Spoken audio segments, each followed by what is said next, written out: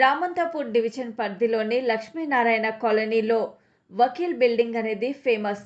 అందులో గతం విపరీతంగా డ్రగ్స్, గంజాయి, మద్యం సేవించేవారని, దాంతో మహిళలు రాకపోకలకు తీవ్ర ఇబ్బందులకు గురయ్యేవారని ప్రెసిడెంట్ అభ్యర్థి లుకాస్ తెలిపారు.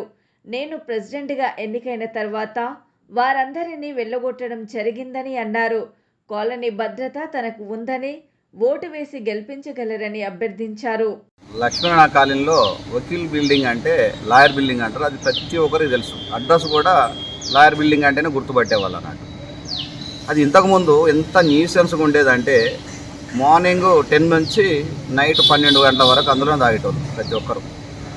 అందరికీ తెలుసు. వకీల్ బిల్డింగ్ అంటే ఫేమస్ మందుకి అడ్డా అన్నట్టు. అది అటువంటి అడ్డాను కూడా మార్చిన వాళ్ళం మా కాలనీ వెల్ఫేర్ అసోసియేషన్ ఆధ్వర్యంలో మనం ఆ అడ్డాని మార్చేసి తీసివేయడం జరిగింది. ఈరోజు మహిళలు ఏదైనా సామాన్ తీసుకొని రావాలంటే చౌరస్తా మీదకి రావాలి, ఆ వకీల్ బిల్డింగ్ మీదకి వెళ్ళి రావాలి. అంటే ధైర్యంగా ఈరోజు 10-11 గంటలకు కూడా మహిళలు, ముఖ్యంగా మహిళలు వచ్చి సామాను అంటే ఇంటి సామాగ్రి కానీ, పాలు కానీ ఇవన్నీ తీసుకొని పోవడం జరుగుతూ ఉంది.